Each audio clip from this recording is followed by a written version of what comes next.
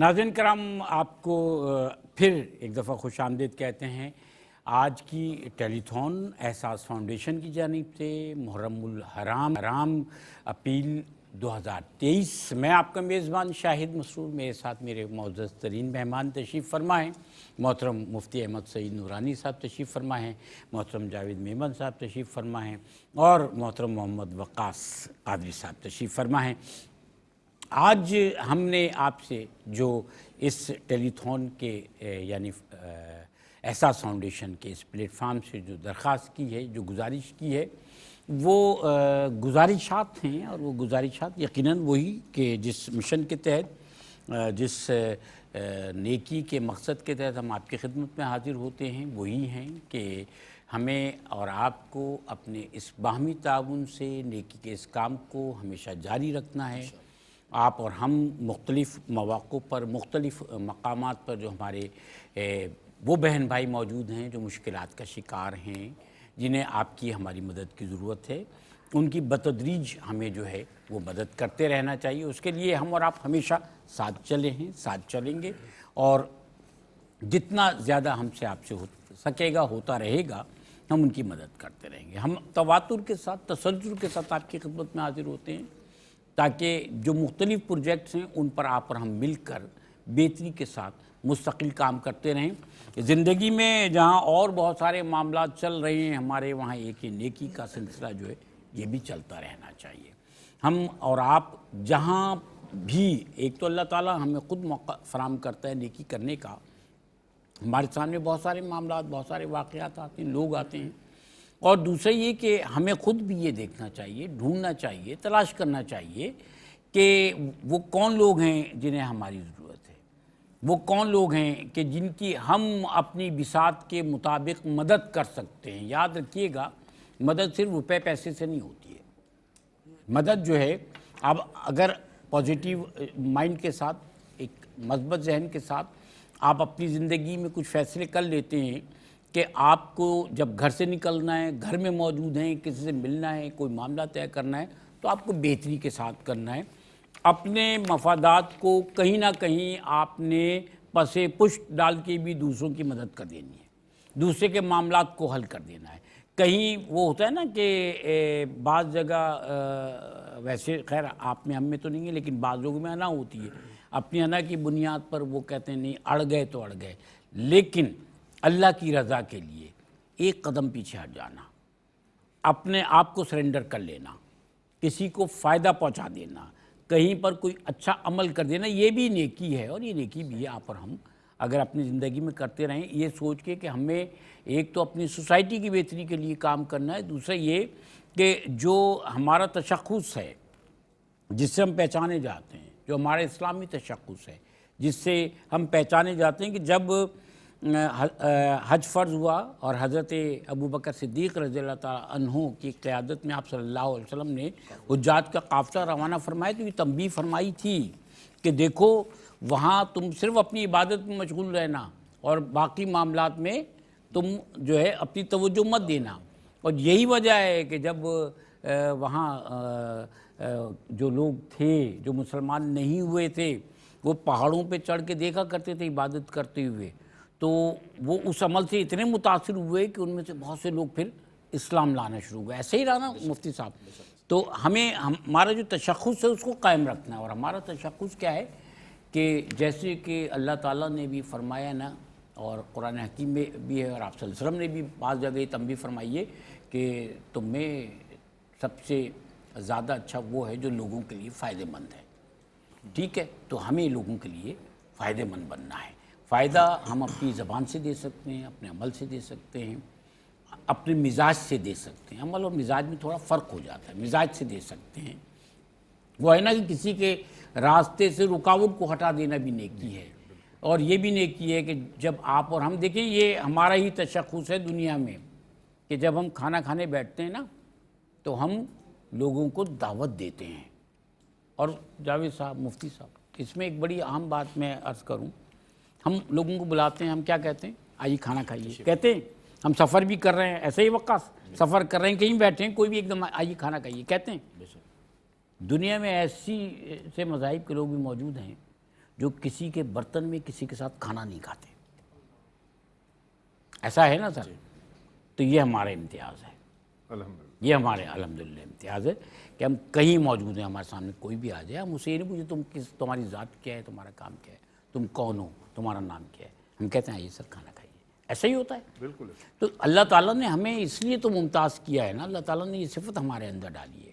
بلکہ اسی کو موٹیویٹ کرنے کے لیے فرمایا نا کہ مومن کے جھوٹے میں شفا ہے. کیا بات ہے, جھوٹے میں شفا ہے. بتائیے آپ کچھ فرما رہے تھے وقاص. میں یہی فرما رہا تھا کہ آج کل جیسے آپ بات کر رہے ہیں کہ جیسے علامہ صاحب نے فرمایا مومن کے جھوٹے میں شفا ہے, لیکن آج کل کچھ لوگ ایسے بھی ہیں, مطلب آپ لوگوں نے بھی دیکھا ہوگا کہ مطلب ایک دوسرے کا مطلب جھوٹا نہیں کھاتے, جھوٹا نہیں پیتے. یہ غلط بات ہے نا. یہ ہماری پہچان ہی نہیں ہے نا. یہ ہماری پہچان ہی نہیں ہے. ہماری پہچان, میں نے اس لیے عرض کیا کہ ہماری پہچان تو رکھی یہ گئی ہے کہ ہم دعوت دیتے ہیں. اور یہ بچوں میں یہ چیز پیدا کر دی جائے نا جاوید صاحب کہ وہ کبھی اکیلے بیٹھ کے کھانا نہ کھائیں, کبھی اکیلے بیٹھ کے کھانا نہ کھائیں. اگر بچوں میں یہ چیز پیدا کر دی, زندگی بھر میں وہ نیکی کے راستے پہ رہیں گے, چلتے رہیں گے. آپ کے لیے شکریہ جاری ہوں گے. یہ شاید ہمارے اندر بھی کسی نے یہ چیز ڈال دی, ہمارے بڑوں نے. بڑے ہی ڈالتے ہیں بھائی. دیکھیں پہلے تھا نا سیر باجی, ایک دسترخوان میں بٹھا کے کھلاتے تھے, بیچ میں بھی بچے کھیل کے آتے تھے, پھر بھی وہ نانی دادی یا کوئی بھی ماں پھر اس کو پھر دسترخوان میں بٹھا کے. میں اکیلا نہیں کھا سکتا, کبھی کھا ہی نہیں سکتا, کبھی بھی نہیں کھا سکتا. میں اگر کہیں باہر بھی ہوں میں اکیلا نہیں کھا سکتا. یہ بڑوں نے ڈال دی اور یہ ڈال دینا چاہیے. جی ہاں, اچھی تربیت ہے. یہ اچھی تربیت ہے, یہ ڈال دیں. تو کچھ چیزیں ایسی ہیں کہ ہمیں خود سوچنا چاہیے کہ ہمیں اپنے بچوں کی تربیت میں کیا کرنا ہے. تو آج کی گزارشات میں عرض کر دوں پہلے کہ جو منتھلی راشن پیک ہے جو ہم مختلف فیملیز کو فراہم کرتے ہیں, احساس نے باقاعدہ راشن پوائنٹ بنائے ہیں اور بعض فیملیز کو رجسٹر کر کے ان کو راشن کارڈ دے دیے ہیں. اب جن فیملی کو راشن کارڈز دیے گئے ہیں انہیں مستقل راشن دیا جاتا ہے. اور دیکھیں کہتے ہیں نا, کچن سے آدمی اگر جو ہے وہ کچن کی فکر ختم ہو جائے تو پھر کم از کم وہ اپنے پیروں پہ کھڑا ہو کے کچھ کرنے کے قابل ہوتا ہے. اور وہ فیملیز کے جنہیں اس حد تک جو پریشانی میں مبتلا تھے کہ جن کے گھر کھانے کو نہیں تھا, انہیں کم از کم ان کے پیروں پہ کھڑا کرنے کے لیے یہ ضرور احساس کے پلیٹ فارم سے کیا گیا کہ ان کے لیے راشن مختص کر دیا گیا. اب راشن جن فیملیز کو, یہ کوئی ایک دو فیملیز نہیں ہیں, ہزاروں لاکھوں میں فیملیز ہیں. ان فیملیز کو جن کو مستقل راشن دیا جا رہا ہے, یہ راشن آپ اور ہم مل کر دیتے ہیں اور آپ کو اور ہمیں مل کر دینا ہے. لہٰذا جو آپ کے اختیار میں ہے, آپ راشن پیک کے لیے, یہ جو منتھلی راشن پیک ہے اس کے لیے آپ ڈونیٹ کیجئے. ایک فیملی کو ایک مہینے کا راشن 65 یعنی $65 میں دیا جاتا ہے. ٹھیک ہے جی. اس میں یہ وسعت اس کو کب ہوگی, اس میں زیادہ لوگ کب شامل ہوں گے کہ جب آپ کا اور ہمارا کوآرڈینیشن جو ہے وہ زیادہ ہوگا. جب آپ کی طرف سے زیادہ ہوگا تو یہاں سے بھی زیادہ لوگوں کو اس راشن کے کارڈ بنانے والی کیٹیگری میں شامل کیا جائے گا. تو آپ سے درخواست ہے کہ آپ آگے بڑھیے اور $65 جو ہے ایک فیملی کے ایک مہینے کے راشن کے لیے ڈونیٹ کیجئے. جتنی فیملیز کے لیے کرنا چاہتے ہیں, کسی فیملی کو مستقل آپ ڈونیٹ کرنا چاہتے ہیں آپ کیجئے. یہ اللہ کی رضا کے لیے سارا کام ہے. اچھا, فوڈ کچن ہے دسترخوان, اس کے لیے $35 کا آپ حصہ ڈال سکتے ہیں کہ جو دسترخوان لگتے ہیں مختلف جگہوں پہ, آپ $35 جو ڈونیٹ کیجئے. مینشن کر دیجئے کہ جی یہ پیسہ ہم دسترخوان کے لیے دے رہے ہیں. کون خدا کا بندہ ہے جو کھانا کھاتا ہے دسترخوان پہ بیٹھ کر دعا دے کر جاتا ہے, دعا دے کر جاتا ہے. آپ کو ہمیں دعاؤں کی ضرورت ہے, یاد رکھیے گا. اس کے بعد جناب اسمال ہینڈ پمپس ہیں. بہت سے ایسے مقامات ہیں کہ جہاں ہینڈ پمپس کی ضرورت ہے, اور ہینڈ پمپس جو ہیں وہ تھر میں بہت سارے لگائے گئے ہیں, روہی کے علاقے میں جو ہے وہ جنوبی پنجاب کے علاقوں میں لگائے گئے ہیں. کنجسٹڈ آبادیوں میں بھی بعض ایسے مقامات ہیں جہاں پر ہینڈ پمپس کی ضرورت ہے. جب ہینڈ پمپ لگایا جاتا ہے آپ کی طرف سے تو اس ہینڈ پمپ پہ باقاعدہ آپ جو مینشن کرانا چاہتے ہیں جس کا انعام کی طرف سے, یہ صدقہ جاری ہے, ان کے نام کی تختی بھی لگائی جاتی ہے. تو جناب یہ ہینڈ پمپ جو ہے وہ $185 اس کے لیے آپ کو ایک ہینڈ پمپ کے لیے ڈونیٹ کرنا پڑتے ہیں ون ٹائم. اور یہ نیکی کا سفر ہے, آپ جتنے چاہیں ہینڈ پمپ جس کے نام کے ساتھ چاہیں لگا دیں. یہ تو صدقہ جاریہ ہے جی, किसी को पानी पिला देने में इतना सवाब है, ना कि आप हैंड पंप लगा दें उनकी एक पानी की जी एक आबादी की ज़रूरत को पूरा कर दें आप। न जाने कितने लोग उससे कब तक फ़ायदा उठाएं। फिर जनाब सादात प्रोजेक्ट है। सादात प्रोजेक्ट में क्योंकि हमारे मुख्तलिफ दस्तरखान है और जो राशन है मंथली राशन है, तो सादात के लिए सैयदों के लिए सैयद घराने के जो लोग हैं काबिल एहतराम हैं, हम उनको जो है रिगार्ड करते हैं, इज़्ज़त इस एतबार से भी देते हैं कि ज़कात के सदक़ात के पैसे से हम उनकी मदद नहीं करते, उनके लिए अलग से हम जो है वो पैसा या डोनेशन जो है वो मुख्तस करते हैं। तो 121 सादात प्रोजेक्ट के लिए US डॉलर्स हैं, वो आप डोनेट कीजिए। और जनाब जो आखिरी और सबसे अहम चीज़ है वो है एक छोटी मस्जिद की तामीर। स्क्रीन पर आपके सामने इस वक्त हैंड पम्प्स मुख्तलिफ नज़र आ रहे हैं कि जिन पर बाकायदा आप देख रहे हैं कि जिसने लगवाया उसके नाम की तख्ती जो है वहाँ पर मौजूद है। और ये आप देखें स्क्रीन पर आपको दिखाया जा रहा है इस वक्त कि हैंड पम्प जो है वो लगाया जा रहे हैं। और ज़्यादातर वो इलाके हैं, थर के इलाके हैं, रेगिस्तानी इलाके हैं जहाँ पानी के मसाइल लोगों को रहते हैं, और आप नहीं समझ सकते कि वो कितने खुश होते हैं जब वहाँ हैंड पम्प लगता है। अभी ये मसाजिद आपके सामने, ये वो छोटी मसाजिद हैं जो 9,500 US डॉलर में तामीर होती हैं। ये मसाजिद आपके सामने मुख्तलिफ़ जगहों पर ये मसाजिद तामीर की गई हैं, तामीर हो रही हैं, तामीर होती रहेंगी इंशाअल्लाह। इसमें सिर्फ आपकी शिरकत चाहिए कि आपके नाम से भी कोई हो। नेकी का काम जो होता है ना वो अल्लाह ताला खुद कराता रहता है, ये रुकते नहीं है नेकी के काम, याद रखिएगा। अल्लाह ना करे अगर मैं या कोई एक आदमी कहता है जी मैं नमाज ही पढ़ूँगा, तो क्या मसाजिद में नमाजी कम हो जाएंगे, मैं महरूम हो जाऊँगा जी। ऐसे ही ना, तो नेकी के काम में भी ऐसा ही है। अल्लाह ताला नेकी के काम ही तो हैं जिनसे इस दुनिया को चला रहा है, तो नेकी के काम होते रहते हैं। बस हम और आप वो लोग हैं कि जिनकी ख्वाहिश होती है और जिनकी ज़रूरत है कि वो उस काम में शामिल हो जाएं, वरना तो अल्लाहुस्समद, अल्लाह ताला तो बेनियाज़ है। अल्लाह ताला को हमारी नेकी की, हमारी इबादत की ज़रूरत नहीं है, हमें ज़रूरत है अल्लाह ताला के सामने पेश होने से पहले नेकियों का सामान लेके जाने की। हमें ज़रूरत है कि हम अल्लाह ताला की बड़ाई को मानें, क्योंकि वो तो अल्लाह अकबर तो है।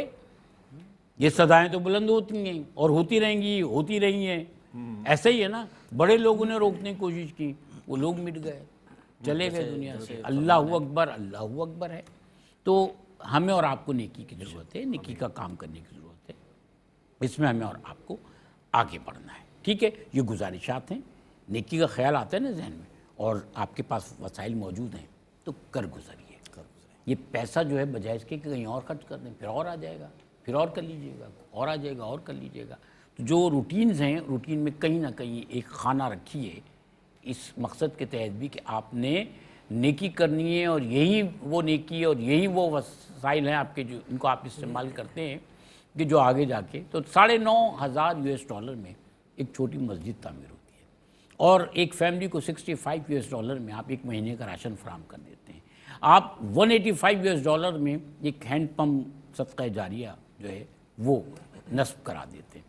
मोहतरम मुफ्ती साहब, हम बार बार एक बात कह रहे हैं कि नमाज को समझ के पढ़ लेना चाहिए, ठीक है, वही वाली बातें कि दुआ को समझ के करें जी। अब नमाज़ पढ़ रहा था मैं, तो ऐसा था कि वक्त बड़ा कम हो रहा था और मैं सोचा था कि यार मैं दुआ नहीं मांग पाऊँगा, कहीं बिजी था, शायद आज ही की बात है। तो मैंने उस वक्त सोचा कि यार मैं नमाज में शुरू से आखिर तक दुआ ही तो मांग रहा हूँ जी। मैं दुरूद इब्राहिमी पढ़ रहा था, दुआ अल्लाहुम्मा रब्बना पढ़ा मैंने कहा बहुत सारी दुआएं तो मैंने मांग ली जी, बेशक ऐसे। ये एक अलग बात है कि वो हम अंदर से भी तो हमें सेटिस्फेक्शन नहीं होता ना जी हाँ, कि वो बस फिर मैं चलता रहा, चलते फिरते हुए मैं अपनी दुआ मुकम्मल की मैंने। तो दुआ को समझ कर मांगना, बेख्याली में बेध्यानी में ना मांगना। मैंने एक सवाल ही पहले भी कहा था, क्योंकि कहीं मैंने पढ़ा है, सुना है कि बेध्यानी में जो दुआ मांगी जाती है उससे भी मना किया गया है। असल में ऐसा है कि नबी करीम सल्लल्लाहु अलैहि वसल्लम ने इरशाद फरमाया कि अद्दुआ मुखुल इबादा, कि दुआ जो है ना वो इबादत का मग़ज़ है, यानी कि इबादत की रूह है दुआ के अंदर। जी हाँ। तो चूँकि दुआ में बराह रास्त इंसान अपने रब से मुखातिब होता है, अच्छा बंदा अपने रब से कनेक्शन में भी आ जाए और वो दुनिया से जुड़ा रहे, اپنے رب کے ساتھ رابطے میں بھی آ جائے لیکن وہ لگا دنیا میں رہے، تو ایسا نہیں ہونا چاہیے۔ جب اپنے رب کے ساتھ وہ رابطے میں ہو تو خالصتاً اپنے رب کے ساتھ مخلص ہو۔ پھر انکساری بھی تو آئے گی نا بندے میں۔ انکساری اسی سے ہر چیز اسی کی وجہ سے پیدا ہوگی، کیونکہ بندہ جب اپنے رب سے جڑ جاتا ہے نا تو پھر اس کو در حقیقت اللہ رب العالمین کی کبریائی کا احساس ہوتا ہے، جی کیونکہ حقیقتاً وہ جڑا ہوا اپنے رب کے ساتھ، ایمان اور مضبوط ہوتا ہے، پھر اس کی اس بڑائی بندے کا کو احساس خوف ہوتا ہے۔ خدا اس پر غالب آتا ہے، پھر اس بندے کو اللہ رب العالمین کی جنت نظر آتی ہے، پھر اس بندے کو اللہ رب العالمین کی جہنم کا عذاب یاد آتا ہے، کیونکہ وہ خالصتاً اپنے رب سے ملا ہوا ہے۔ اگر وہ ایسا نہیں کرتا بلکہ بس صرف زبان پر الفاظ ہیں، ہاتھ اٹھے ہوئے ہیں، لیکن وہ دنیا میں الجھا ہوا ہے، تو یہ روٹین ہے نا، تو روٹین سے نکل کر حقیقت کی طرف آنا۔ دیکھیے اللہ رب العالمین کے انبیاء کرام جتنے بھی تشریف لائے نا، سب کا مقصود یہی تھا کہ ایک تو ظاہری طور پر وہ اصلاح کرتے تھے، لیکن اس کے ساتھ ساتھ وہ باطنی طور پر بندے کو اپنے رب کے ساتھ جوڑتے بھی تھے۔ تو آپ صلی اللہ علیہ وسلم نے بھی تو کردار بنائے تھے، انسان بنائے تھے۔ اس لیے تو اللہ رب العالمین نے فرمایا کہ لَقَدْ كَانَ لَكُمْ فِي رَسُولِ اللَّهِ أُسْوَةٌ حَسَنَةٌ، اقوال حسنہ کی بات نہیں کی کہ تمہارے اندر میرے محبوب لیکن کی آگے بھی اچھی اچھی فرمایا باتیں ہیں۔ لمن کان یرجو اللہ، یہ کہ اللہ سے رجوع کریں، روز آخرت سے رجوع کریں، اور اللہ تعالیٰ کا ذکر بھی جو لوگ کثرت سے کرتے ہیں۔ بالکل، تو یہ سارے اشارے جو کیے نا، اب یہ فرمایا کہ تمہارے اندر نبی کریم صلی اللہ علیہ وسلم کا اسوہ حسن ہے، یعنی کہ آقا علیہ الصلوۃ والسلام کی مسجد کی زندگی بھی ہے، آقا علیہ السلام کے میدان جہاد کی زندگی بھی ہے، آقا علیہ الصلوۃ والسلام کی بازار میں بطور تاجر زندگی بھی ہے، بطور سپہ سالار زندگی بھی ہے، بطور شوہر بھی آقا علیہ السلام کی زندگی تمہارے سامنے، بطور والد بھی زندگی سامنے، بطور اللہ کے نبی کے زندگی تمہارے سامنے ہے۔ سبحان اللہ۔ حضور کی زندگی کے ایک ایک پہلو کو دیکھیں، وہ آپ کی تربیت کے لیے ہے، اور وہ آپ کو اللہ رب العالمین کے ساتھ رابطے میں لانے کے لیے ہے۔ سبحان اللہ۔ اچھا، سبحان وہ اللہ، چونکہ دسترخوان کی بات تھی تو میرے ذہن میں آپ کی گفتگو سے یاد آ رہا تھا کہ حضرت سیدنا ابراہیم علیہ السلام، اب دیکھیں وہ ایک مرتبہ ان کے ہم مہمان آ گئے، اور مہمان بھی زیادہ تعداد میں آ گئے، اور کیفیت اس وقت یہ تھی کہ حضرت ابراہیم علیہ السلام کے گھر میں اپنے کھانے کے لیے بھی راشن موجود نہیں تھا۔ مہمان آ گئے اور حضرت ابراہیم علیہ السلام نے ان کو مہمان خانے میں بٹھا دیا، اور اپنی زوجہ سے آپ نے جب سوال کیا تو وہ کہنے لگی بھی حضرت گھر میں تو کھانے کے لیے کچھ بھی نہیں ہے، اور اتنے مہمان ہم کیا کریں گے؟ آپ نے فرمایا کہ اچھا میرا فلاں بندے کے ساتھ تعلق ہے، تو میں اس کے پاس اپنے خادم کو بھیجتا ہوں، امید ہے کہ وہاں سے کچھ اچھا رسپانس آئے گا۔ آپ نے اپنے خادمین کو اونٹوں کے ساتھ بھیج دیا، اور انہوں نے جا کر بتایا کہ حضرت ابراہیم علیہ السلام نے ہمیں بھیجا ہے غلے کے لیے۔ تو اس نے کہا کہ میرے پاس تو غلہ خود بھی نہیں ہے، میں تو خود خالی ہو چکا ہوں۔ تو وہ خادم جو حضرت ابراہیم علیہ السلام کے تھے، جب وہ واپس آ رہے تھے نا، تو راستے میں انہوں نے سوچا کہ جو مہمان خانہ ہے نا وہ بالکل سڑک کے کنارے پر ہے، ٹھیک ہے، اگر خالی اونٹ گھر کے سامنے سے گزریں گے اور اونٹوں کے اوپر خالی بوریاں نظر آئیں گی، خالی کمر نظر آئے گی، تو مہمانوں کی دل آزاری ہوگی۔ تو انہوں نے کیا کیا کہ ریت بوریوں میں بھر کے اونٹوں کے اوپر رکھی اور لے کر روانہ ہو گئے۔ مقصد ان کا یہ تھا کہ مہمان کم سے کم بھری ہوئی بوریاں دیکھ لیں گے، پھر حضرت ابراہیم علیہ السلام ان کے ساتھ جو ماجرا پیش کریں گے وہ ان کا اپنا فیل ہوگا۔ مہمان یہ خادم گئے، انہوں نے بوریاں اتار کے رکھیں، اور حضرت ابراہیم علیہ السلام آرام فرما تھے، تو ان کے ساتھ ابھی ان کی ملاقات نہ ہو سکی، خادمین مہمان خانے میں چلے گئے۔ تو حضرت ابراہیم علیہ السلام کی جو زوجہ محترمہ تھیں وہ آئیں، انہوں نے اس میں سے اناج نکالا بوریوں میں سے، اس کو پیسا، کھانا تیار کیا، مہمانوں کے سامنے رکھ دیا۔ حضرت ابراہیم علیہ السلام کو خبر ہوئی، آپ کھانا تیار اٹھا کر مہمان خانے میں آ گئے، اور مہمان خانے میں آ کے مہمانوں کو کھانا کھلایا پرشکم کر کے۔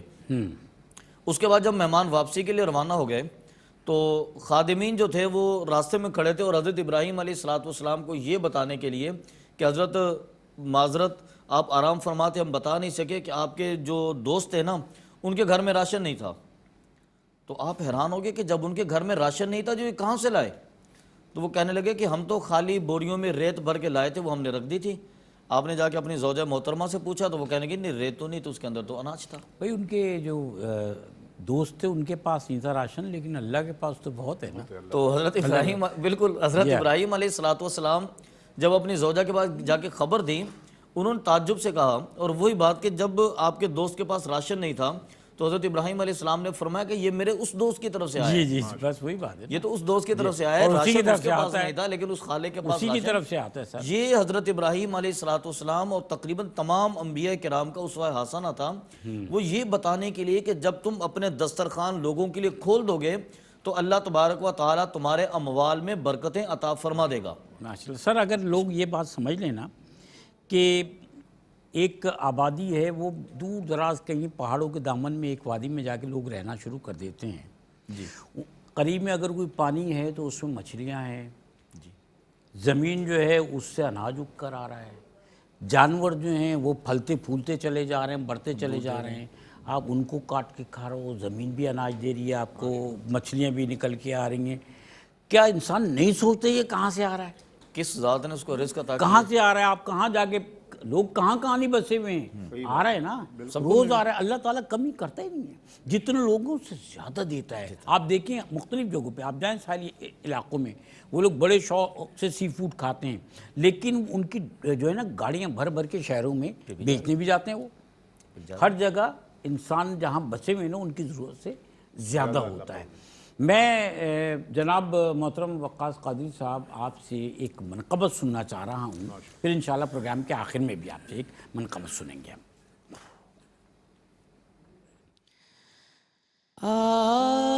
آیا نہ ہوگا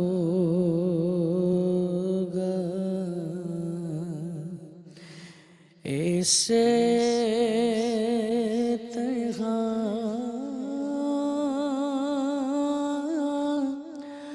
حسن و شباب ریت پر آیا نہ ہوگا اسے ترغا حسن و شباب ریت پر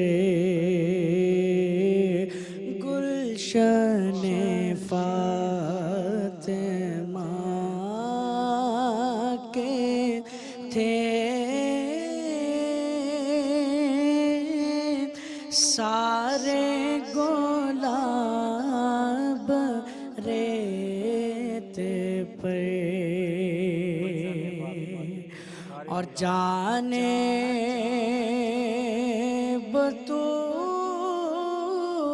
بطول کے سوا کوئی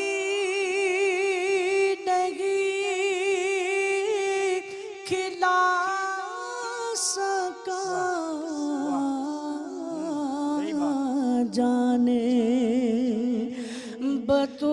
بطول کے سوا کوئی نہیں کھلا سکا قطرۂ آب کے بغیر اتنے گلاب ریت پر قطرۂ آب کے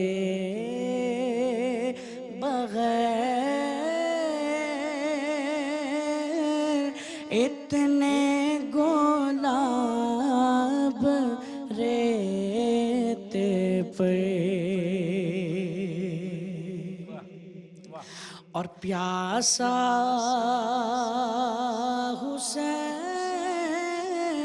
حسین کو کہوں پیاسا حسین کو کہوں میں اتنا تو بے ادب نہیں پیاسا حسین کو کہوں میں اتنا تو بے ادب نہیں، لم سے لبے حسین کو ترسا گئے آب ریت پر، لم سے لبے حسین کو ترسا گئے آب ریت پر،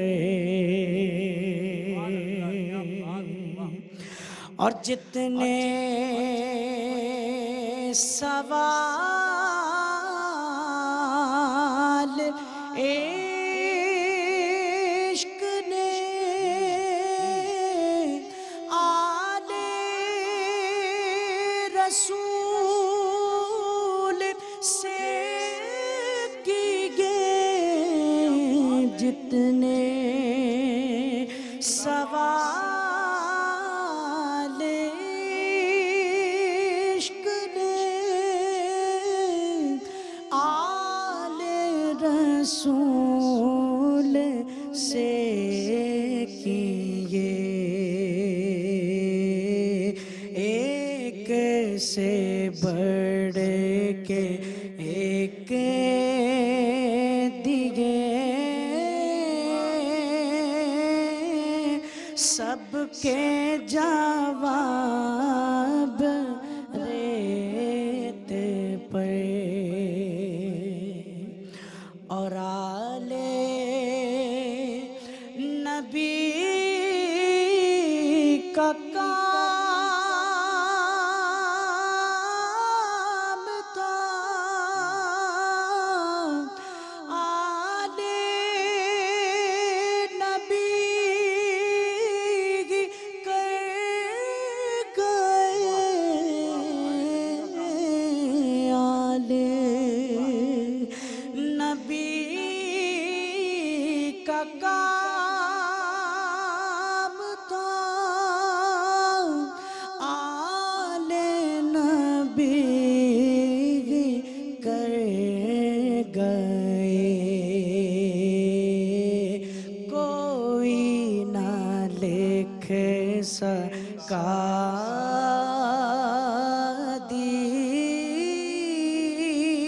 دیپ ایسی کتاب ریت پر، گلشن فاطمہ کے تھے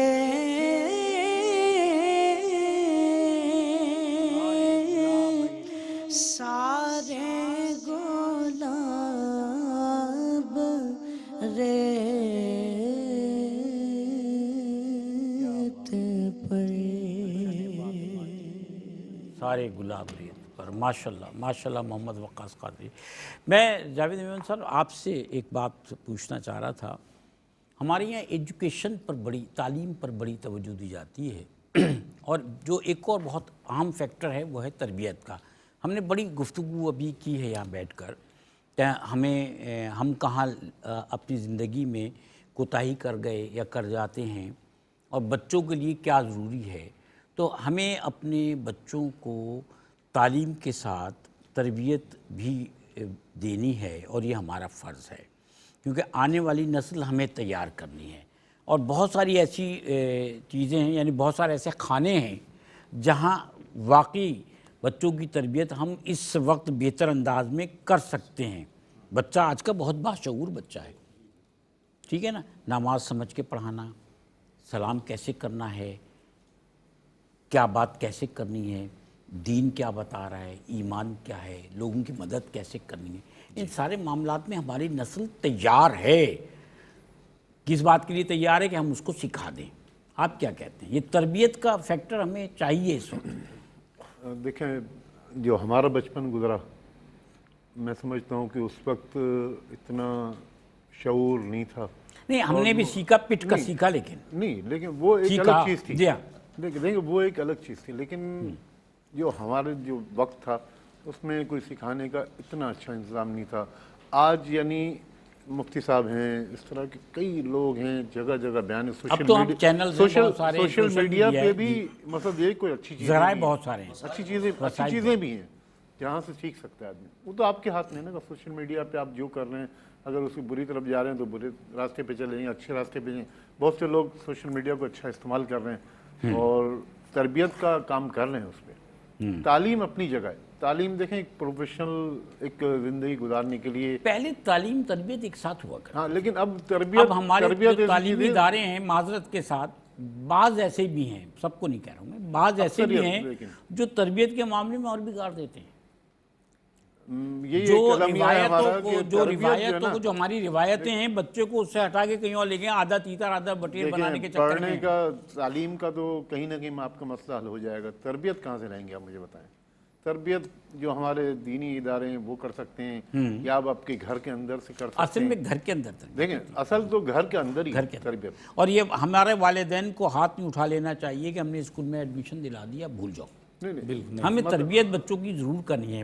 جس کو ہم نے تربیت کر دی وہ فائدہ مند ہو گیا ہمارے لیے، ہماری سوسائٹی کے لیے. لیکن مقصد یہ نا کہ ایسا ہم کر نہیں رہے. ہم تعلیم پہ تو توجہ دے رہے ہیں، تربیت پہ ہم بالکل اپنا فرض ادا نہیں کر رہے ہیں. نہیں کر رہے نا.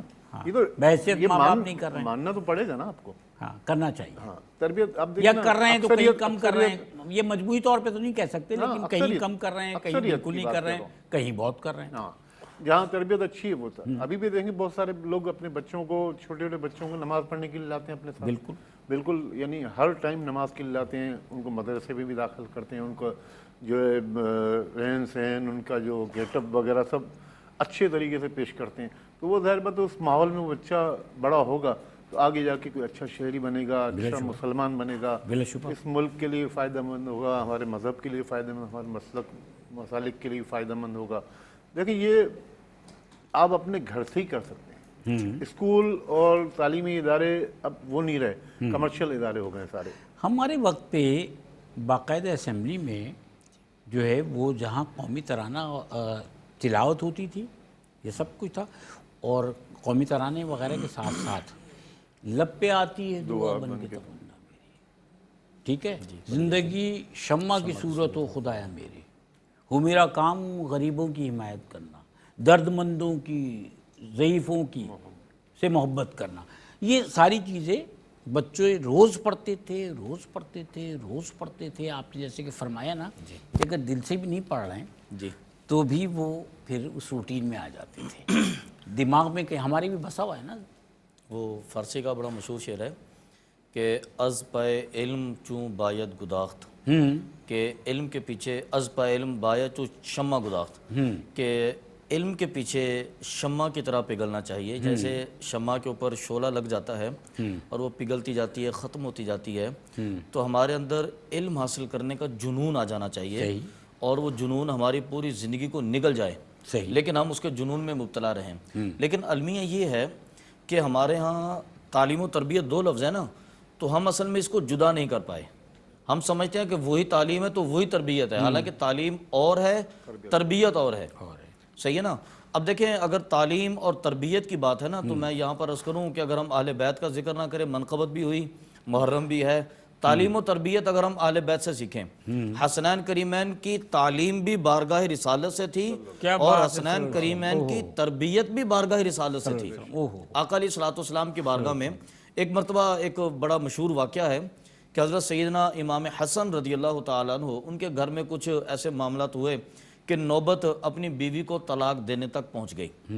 حضرت سیدنا امام حسین چھوٹے بھائی تھے، اپنے بڑے بھائی کے پاس گئے اور جا کر ان سے کہنے لگے کہ قبلہ کچھ معاملات خراب ہیں آپ کے گھر کے اور نوبت طلاق تک پہنچی ہے، اب مجھے بتائیں کہ کس وجہ سے نوبت یہاں تک پہنچی، کوئی آخر ایسا مسئلہ ہوا ہوگا.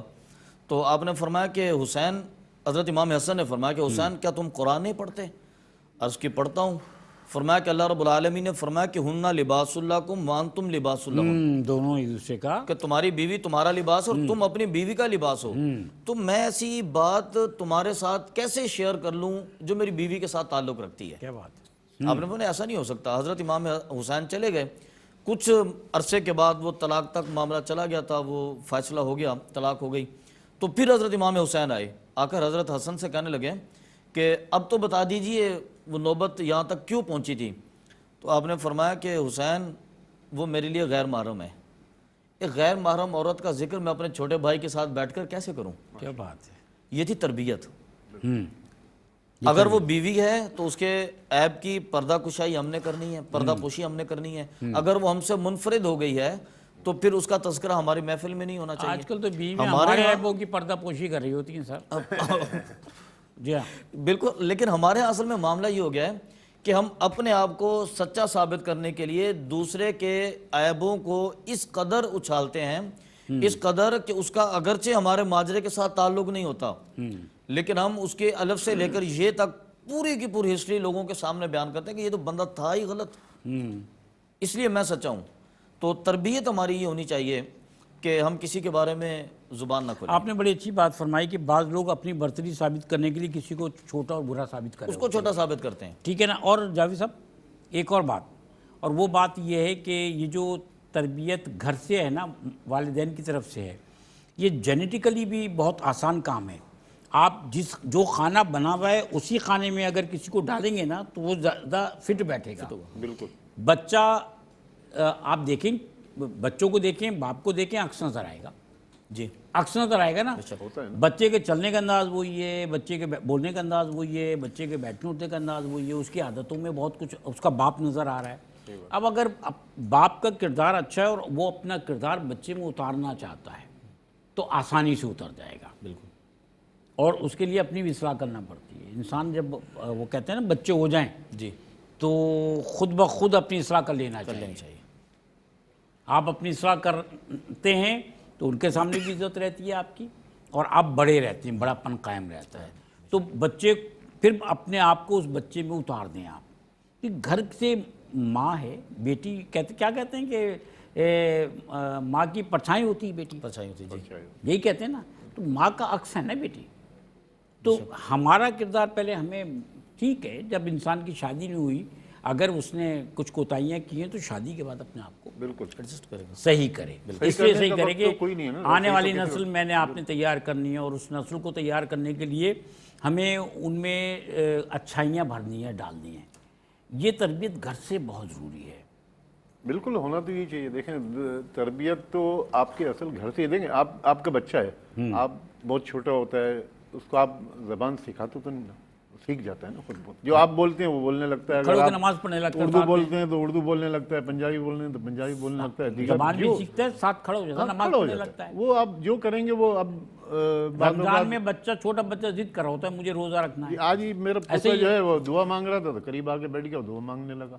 تو وہ دیکھتا ہے وہی کام کرتا ہے. اس طرح دیگر مذاہب کے لوگ بھی آپ دیکھیں، جو لوگ ہوتے ہیں وہ اس کے مذہب کے بچے ان کے حساب سے چلتے ہیں. اب ہمارے مسلمان گھروں میں تو ماشاءاللہ یہ کہ توجہ بھی دیتے ہیں اکثر لوگ کہ بچہ جو ہے کسی طریقے سے مثلا نماز کی طرف آ جائے، یا شروع سے ہی وہ کوشش کرتے ہیں. اب یہ کہ بدقسمتی ہے کہ ہمارے نوجوان تھوڑا سا دور ہو گئے، لیکن آج بھی مساجد میں نوجوانوں کی بہت بڑی تعداد موجود ہے. کون سی مسجد ایسی ہے جہاں نمازی نہیں ہوتے؟ کون سا مدرسہ ایسا ہے جہاں بچے قرآن پاک پڑھ نہیں رہے ہیں، حفظ نہیں کر رہے ہیں؟ لوگ تو موجود ہیں. آپ دیکھیں نا جو محروم ہیں، جو آپ کے جو جتنے کورسز ہیں، جتنے اسلامک، اس میں بالکل یعنی ہاؤس فل جا رہے ہیں. سب جگہ درس نظامی دیکھنے ہیں، کوئی اس طرح کے ہر جگہ بھرا ہوا ہے نا. سارے اب میں پروگرام کو وائنڈ اپ کرنا چاہتا ہوں. بالکل سر. دل تو چاہ رہا ہے بیٹھے باتیں کرتے ہیں. ٹھیک ہے نا. اور ناظرین کرام، جو تمام گفتگو کا پھر لب لباب ہے وہ یہ ہے کہ ہمیں اپنی آنے والی نسل کی تربیت کرنی ہے. اللہ کرے. وہ بچہ صرف معاشرے کے لیے نہیں بلکہ ہمارے اپنے لیے فائدہ مند ہوتا ہے. ہماری عزت، ہمارا نام، اور وہ جو صدقہ جاریہ والی بات ہے نا، اس تربیت میں نظر آتی ہے. جس باپ کا بیٹا کہیں ڈکیتی کرتے ہوئے پکڑا جاتا ہے، مار دیا جاتا ہے، سوچئے کہ اس پر کیا بیتتی ہے. لہٰذا اپنے بچوں پہ نظر رکھنی ہے، بچوں کی صحیح تربیت کرنی ہے، انہیں بٹھا کے سمجھانا ہے کہ یہ ایسا ہے، یہ ایسا ہے۔ بچے بعض اوقات نصیحت نہیں سمجھتے، تو اس کا بھی طریقہ اپنایا جاتا ہے کہ بچوں کو کیسے کہاں موٹیویٹ کرنا ہے، کیا چیز سمجھانی ہے، کیا چیز بتانی ہے۔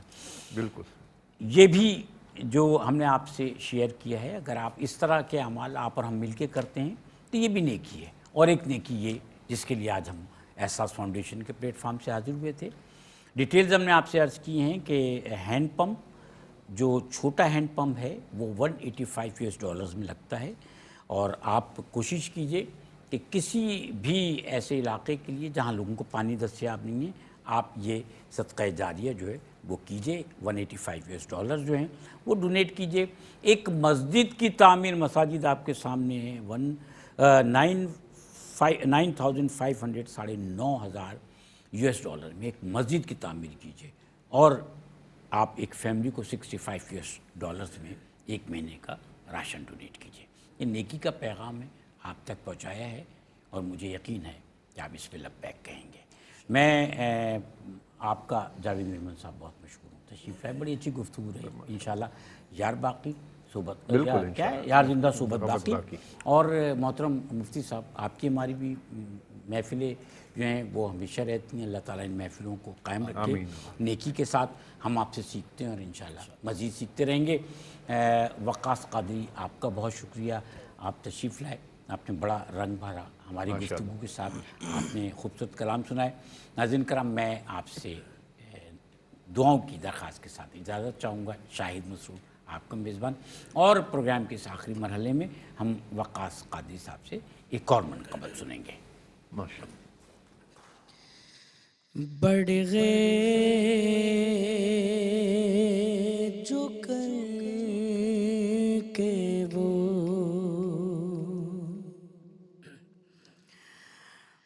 بڑھ گئے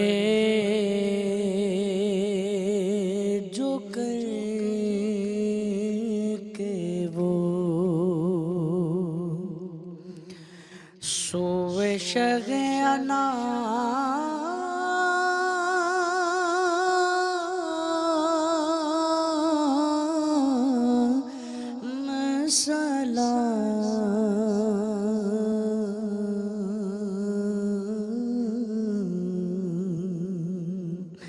صدا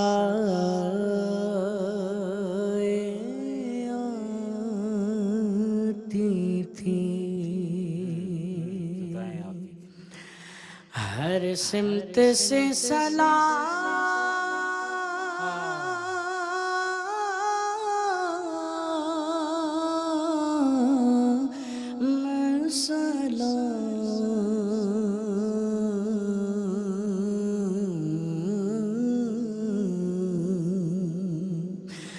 بڑھ گئے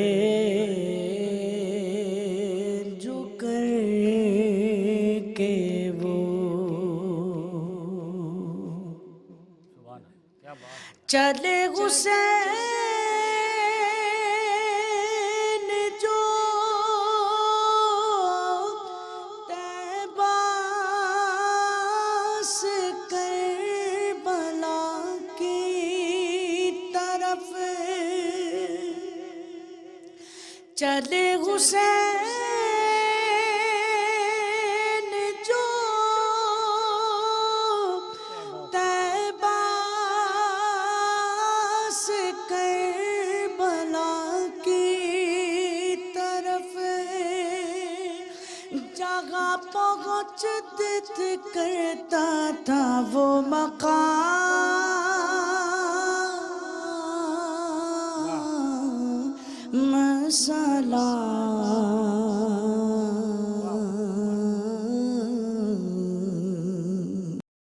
جگہ پہنچ کرتا تھا وہ مقام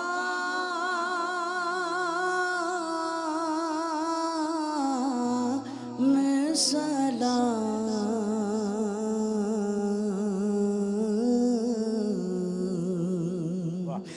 بڑھ گئے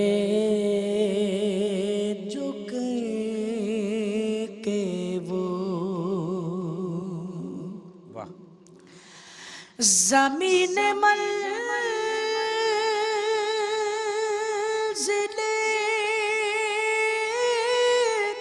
مقصود نے قدم چومے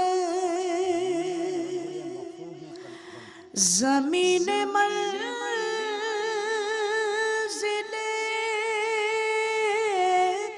مقصود نے قدم چومے اور فلک نے دور سے جھک کر کہا امام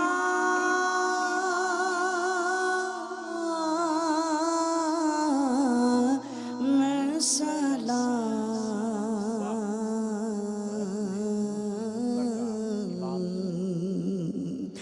فلک نے دور سے جھک کر کہا امام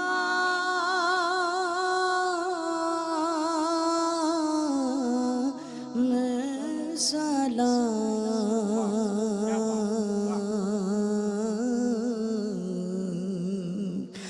بڑھ گئے جو کہے کہ وہ شیر دیکھیے یہ شاگا وہ جنہیں سب شاگا شاگا کہتے گئے یہ شاگا وہ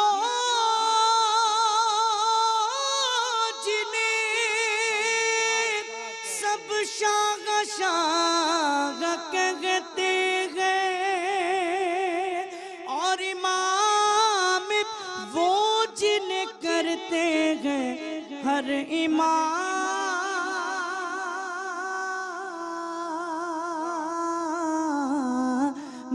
سلام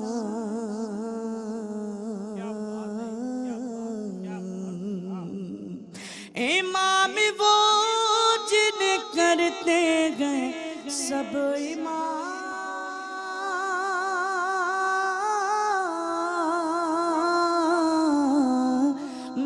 سلام